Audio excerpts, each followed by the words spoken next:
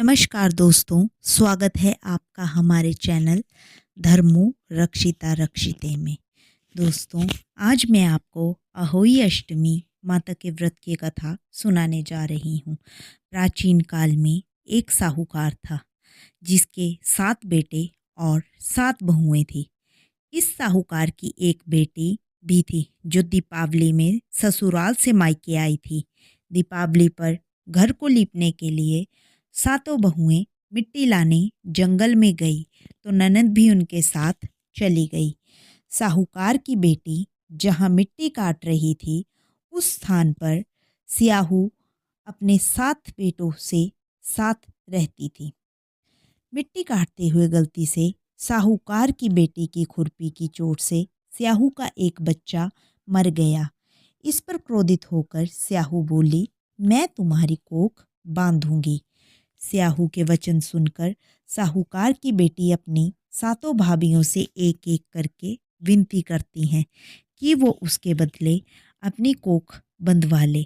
सबसे छोटी भाभी ननंद के बदले अपनी कोख बंधवाने के लिए तैयार होती है। इसके बाद छोटी भाभी के जो भी बच्चे होते हैं वो 7 दिन बाद मर जाते हैं। 7 पुत्रों की इस प्रकार मृत्यु होने के बाद उसने पंडित को बुलवाकर इसका कारण पूछा। पंडित ने सुरही गाय की सेवा करने की सलाह दी। सुरही सेवा से प्रसन्न होती है और उसे स्याहू के पास ले जाती है। रास्ते में थक जाने पर दोनों आराम करने लगते हैं। अचानक साहूकार की छोटी बहू की नज़र एक और जाती है। वो देखती है कि एक सांप गरुड़ पंखनी के बच्चे को डसने जा रहा है और वो सांप को मार देती है। इतने में गरुड़ पंखनी वहाँ आ जाती है और खून बिखरा हुआ देखकर उसे लगता है कि छोटी बहू ने उसके बच्चे को मार दिया है।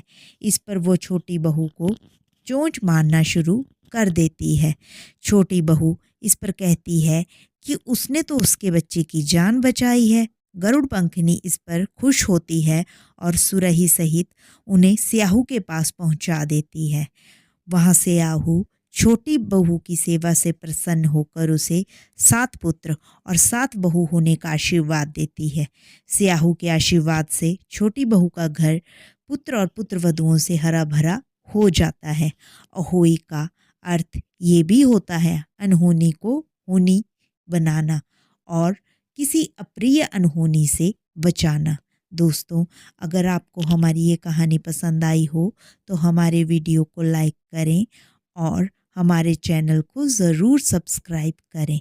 राधे राधे।